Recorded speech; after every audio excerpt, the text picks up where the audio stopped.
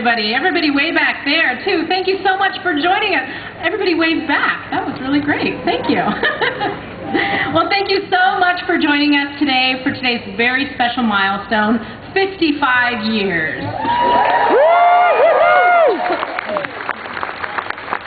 Now with us today, we do have representatives from a variety of organizations with whom we've partnered over the last 55 years. And these include the City of Anaheim. Yeah, good applause. We have nonprofit organizations that include CHOC, YMCA, Assistance League of Anaheim, Goodwill, Philharmonic Society, and the Red Cross.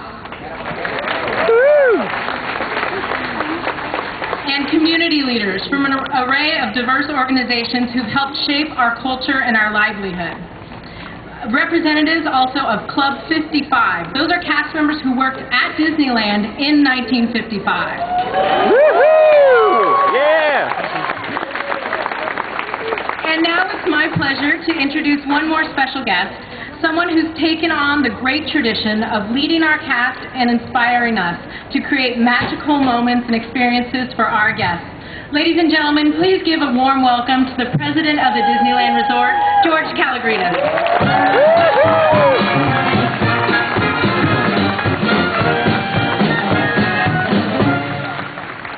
Thank you, Danielle. Good afternoon, everybody. As Danielle said, today we look back on the landmark event. 55 years ago today, Walt Disney stood right over there and spoke to a live television audience. During this broadcast, he officially introduced Disneyland to the world. We are celebrating today because of a dream that came true. Walt Disney had a dream to create a place where parents and children could come together and have fun. As his dream began to grow, Walt inspired a small group to rally around him, who then reached out to a wider circle, which motivated more and more supporters, until that dream became a reality.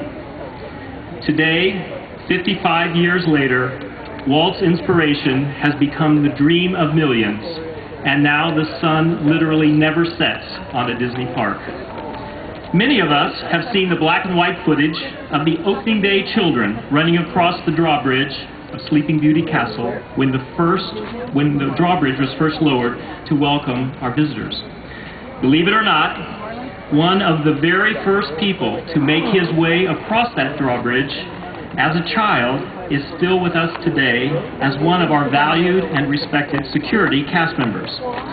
We've asked him to share his memories of that special day 55 years ago. Ladies and gentlemen, please give a warm welcome to our very devoted cast member, Robb Fischle.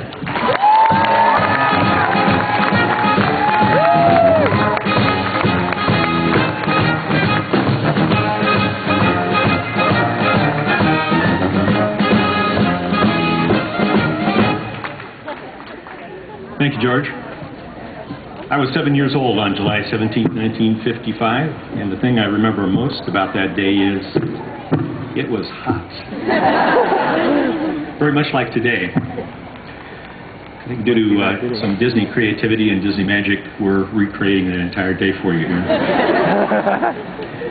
Actually, I grew up not too far from here on a 2-lane country road with orange groves all around it, just 2 miles right up the street here.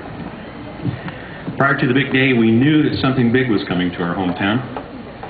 As a matter of fact, we saw it coming together every Sunday night at 7 o'clock on our state-of-the-art 10-inch black and white TV. We also managed to sneak a peek or two into the construction site from time to time, but none of that could have prepared me for what I saw and felt when I stepped into the park for the first time. It was absolutely magical. On the morning of July 17th, our church group was brought over in an old-style school bus and set up backstage behind the castle. The friendly Disney folks in charge told us to run across the drawbridge when they gave the signal, and that once we got into the castle, they would funnel us into the various attractions.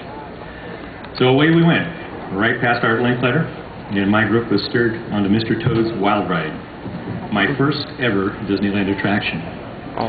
Behind the wheel of an out-of-control car, crashing across the countryside, bumping down railroad tracks and colliding head-on into an oncoming freight train.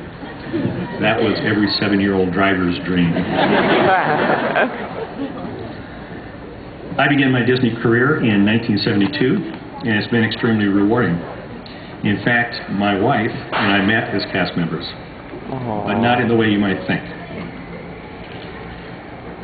You see, even though she grew up just 10 miles from here, it wasn't until we were both on assignment at Tokyo Disneyland in 1982 that we met and began dating. I often say I had to travel halfway across the world to meet her, and believe me, it was worth the trip. I'm happy to report that in true Disney fashion, we are living happily ever after.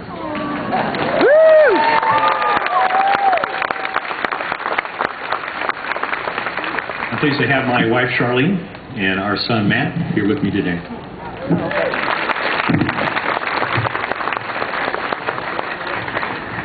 I often think back on that group of us kids, and that's me right there in the middle, by the way. Snappy checkered shirt, black high-top sneakers. And I remember that sense of pure wonder we felt as we raced across the drawbridge all those years ago. I consider myself lucky that I get to see that wonder again and again in the eyes of our guests. I can't think of a more important tradition than bringing joy to people from all over the world, from all walks of life.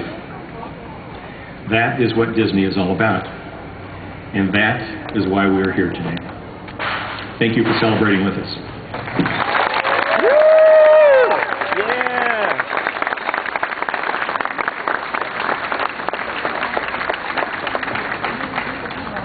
Thank you, Rob, for sharing those great memories. Here at Disney, we take inspiration from our rich past, but at the same time, we are always looking toward the future.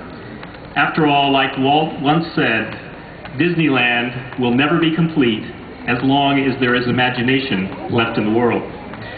With that in mind, we're in the middle of a multi-year expansion of the Disneyland Resort, maintaining Walt's vision to create happiness and make dreams come true. In the years to come, you will see an exciting array of new attractions and an entire new land all become reality. The goal is to continually bring dreams to life, and those dreams, much like Walt's original dream, continue to touch millions of hearts around the world. After all, sometimes the greatest achievements can begin with one simple wish.